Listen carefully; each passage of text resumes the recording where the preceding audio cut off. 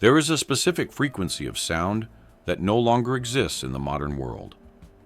If you close your eyes and drift back to a Friday night in 1998, you can almost hear it.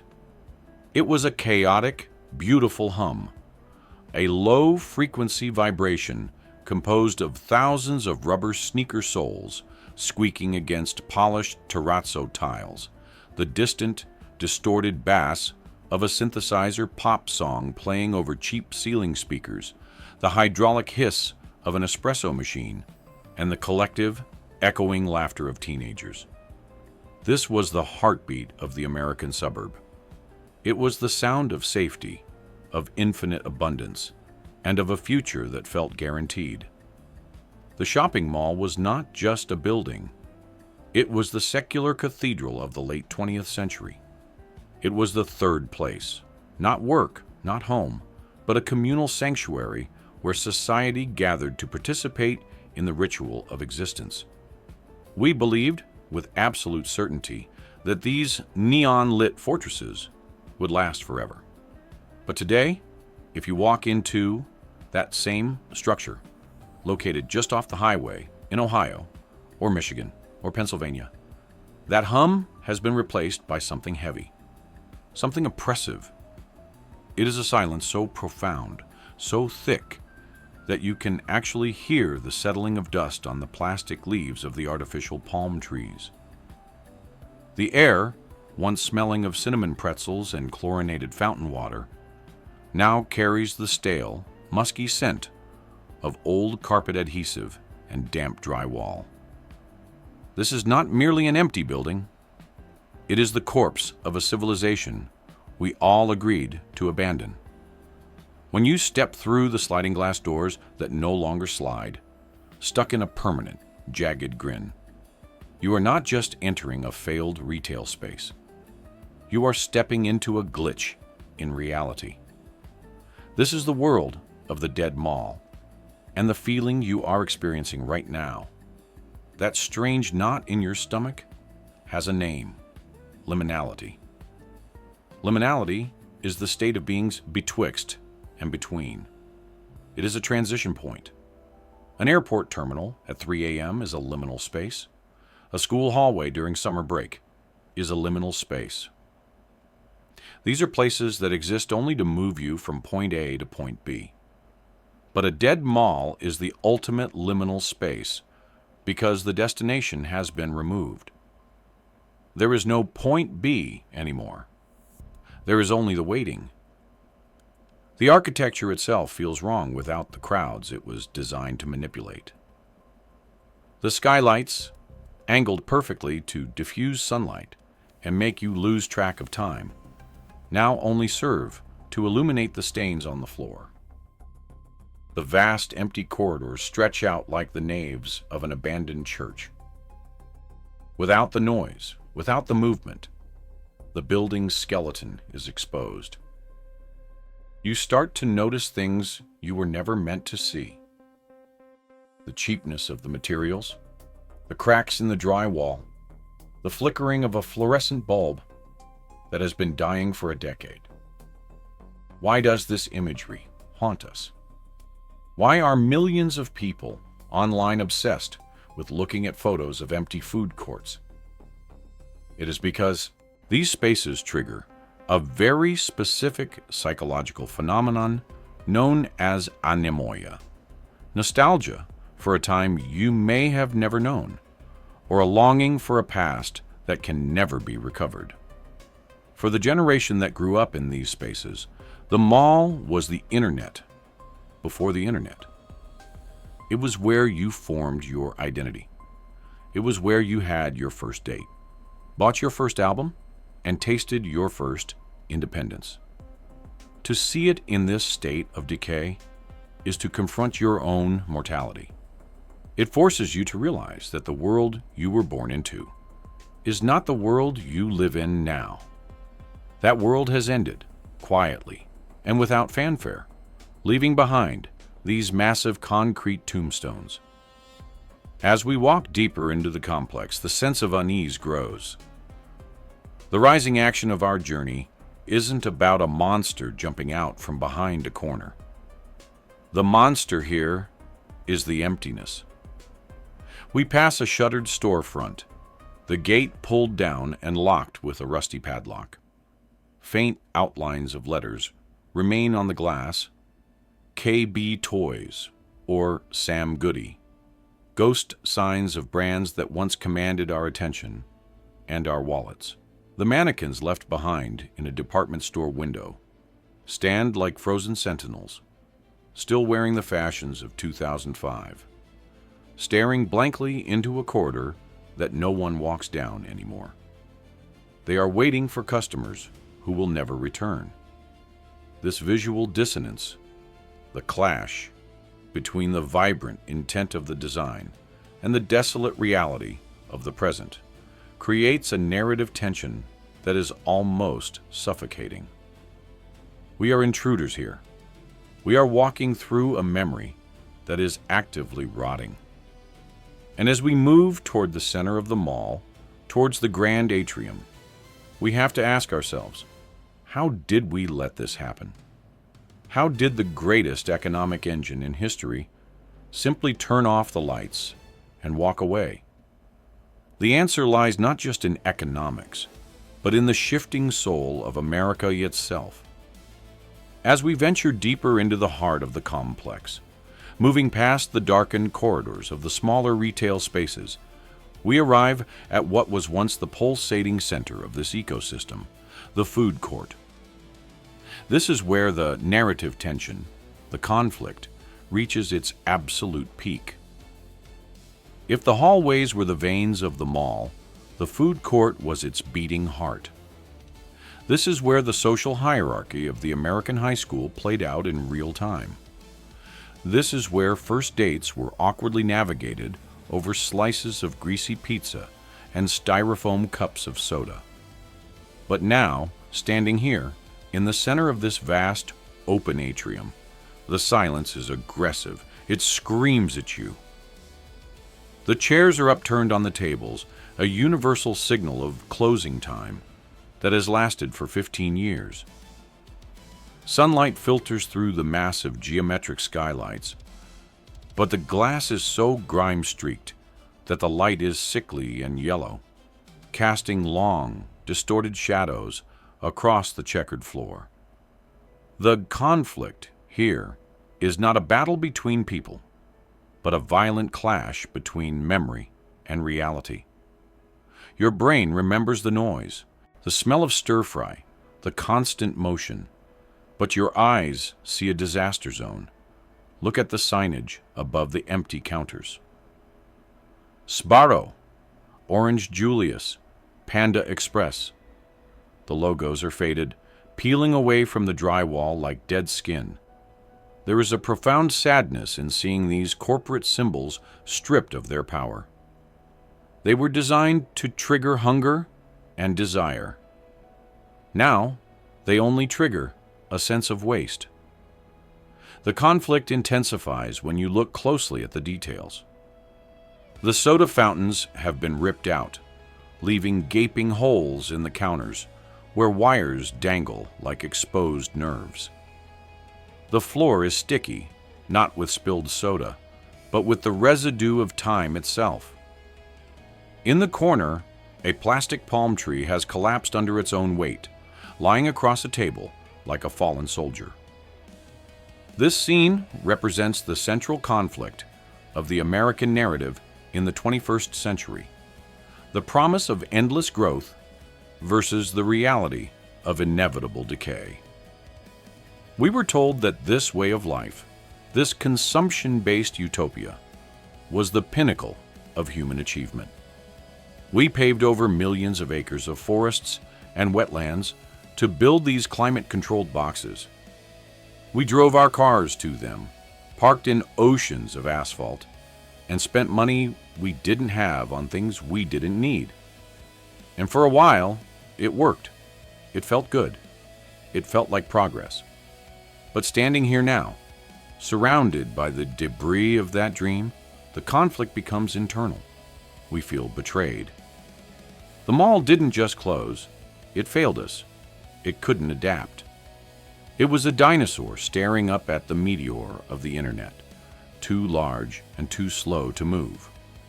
The tension rises further as we approach the anchor stores, the massive department stores like Sears, J.C. Penney, or Macy's that stood at the ends of the mall like bookends. These were the titans. They were the reasons the mall existed. Walking into an abandoned Sears is a surreal experience. It is a cavernous, windowless void. The carpet, once a plush, deep blue, is now molded and ripped, revealing the cold concrete beneath. You can still see the outlines on the floor where the clothing racks stood, like crime scene chalk outlines. In the distance, the escalators stand frozen, their metal steps covered in a thick layer of gray dust. An escalator that doesn't move is one of the most unsettling objects in the world. It is a machine designed for perpetual motion that has been forced into paralysis. The air here is colder, damper. You can hear the dripping of water. The roof has failed. Nature is beginning to win the conflict. Puddles of stagnant water reflect the flickering emergency lights. Moss is growing in the corners of the fitting rooms. This is the suburban Gothic. It is the realization that our modern structures are not permanent. Without constant energy, money, and maintenance, they crumble just as fast as ancient ruins. The conflict reaches its crescendo when you realize that this isn't just about a building. It's about a community that lost its gathering place. Where do the teenagers go now? Where do the seniors walk in the morning? They are dispersed, isolated behind screens in their individual homes. The mall was the physical manifestation of us. Its death is the fragmentation of the community. The conflict leaves us with a heavy, sinking feeling. We traded connection for convenience, and this rotting carcass is the price we paid. However, in the depths of this decay, something unexpected begins to happen. A shift in perspective occurs. This is the comeback of our narrative arc. No, the mall is not reopening. The gap won't be filled with new clothes, and the fountains won't run with clear water again. But the mall is finding a second life, a resurrection in the digital realm that is perhaps even more powerful than its physical existence. As we look at this abandoned space through the lens of a camera, we stop seeing it as just trash and start seeing it as art. This is the era of the dead mall aesthetic, a subgenre of internet culture that has captivated millions of people who are too young to even remember these places in their prime. Why? Why does a 14-year-old in 2025 feel nostalgic for a 1995 shopping center? This brings us to the concept of hauntology, the idea that the present is haunted by the ghosts of lost futures. The mall represented a future that was optimistic, colorful, and social. When we look at the pastel pinks and teals of the food court tiles, or the neon geometry of the signage, we are looking at a vision of the future that never fully materialized. The comeback is the reclamation of this aesthetic. It has birthed genres like vaporwave and synthwave. It has inspired video games like the Backrooms, where the horror comes not from darkness, but from the endless, monotonous yellow wallpaper of infinite office spaces and retail corridors. The mall has become a canvas for our collective anxieties about capitalism and loneliness. In this phase of the story, we realize that the ruin is beautiful. There is a serene, almost spiritual quality to the silence. Without the chaotic noise of commerce, the architecture reveals its true form. The light pouring in from the skylights, illuminating the dust motes dancing in the air, creates a cathedral-like atmosphere. Photographers, urban explorers, and digital artists are the new patrons of this mall. They are archiving the decline. They are the historians of the late capitalist era. Every video uploaded to YouTube, every photo shared on Instagram preserves a piece of this history before the bulldozers finally arrive. This is the comeback. The mall is immortalized in data. This fascination also forces us to analyze what we actually lost. The comeback is an intellectual one. We are realizing the importance of the third place, sociological term for places that are essential to democracy and community building. In the absence of the mall, we see the void it left. We realize that Amazon cannot replace the yah feeling of bumping into a neighbor. Zoom calls cannot replace the awkward, thrilling tension of eye contact across a crowded room. By mourning the mall, we are actually advocating for a return to physical community. The dead mall acts as a mirror, showing us what we lack in our modern, hyper-optimized delivery app lives. The visuals in this section of the video should shift from grim to ethereal. We see the beauty in the destruction. A fern growing out of a crack in the terrazzo floor isn't just damage. It's a sign of resilience. It's nature reclaiming its territory.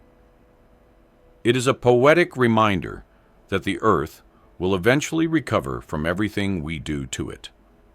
The comeback is the understanding that this decay is natural. It is part of the life cycle of civilization.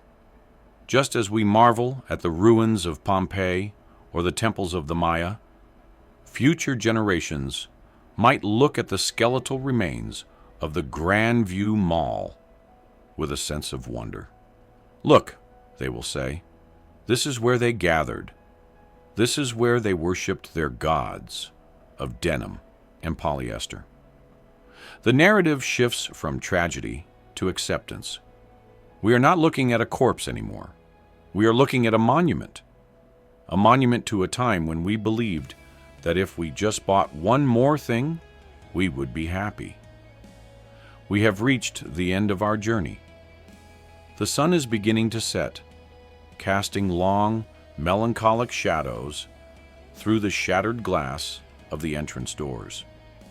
The payoff of this story is not a jump scare, nor is it a magical solution to the economic problems that killed this place. The payoff is emotional closure. It is a deep, resonant acceptance of the passage of time. As we walk back towards the exit, the crunch of broken glass under our boots feels different now. It's no longer the sound of destruction. It's the sound of finality. We are leaving the tomb. The emotional climax hits when we step out of the dark, dusty interior and back into the blinding light of the present day. The contrast is jarring.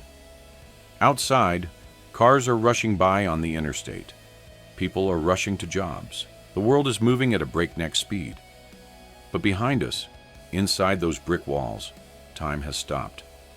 The dead mall serves as a memento mori, a reminder of death in the middle of life. It teaches us a valuable lesson. Nothing is too big to fail. Nothing is permanent. The things that seem essential to our lives today, our smartphones, our social media platforms, our current anxieties, will one day be just as obsolete as the Sam Goody sign fading in the dark. The true horror of the dead mall wasn't the ghosts or the silence. It was the reflection of ourselves. It showed us that our desires are fleeting. But there is comfort in this too. If the bad things pass, so do the good things, and vice versa. The cycle continues. As we look back at the hulking concrete shell one last time, we don't feel fear. We feel a strange sense of peace. We have paid our respects. We have acknowledged the ghost. We can now let it go. The video ends with a montage of the mall's best features. the neon lights flickering on for a split second in a glitch. A photo of the mall from 1995 fading into the current ruin. And finally, the sound of the hum returning, faint and distant, before cutting to absolute black. The screen reads, "Everything must go." This journey through the dead mall is more than just ruin porn. It is a therapy session for a generation that feels lost in the digital void. We visit these places to feel something real, even if that reality is decay. Because in a world that is increasingly fake, polished, and AI-generated, there is undeniably something honest about a pile of rubble. It doesn't lie to you. It says, "I was here. I mattered. And now, I am gone." And in that honesty, we find the payoff we were looking for. Goodbye to the mall. Goodbye to the 20th century. We are finally ready to walk into whatever comes next.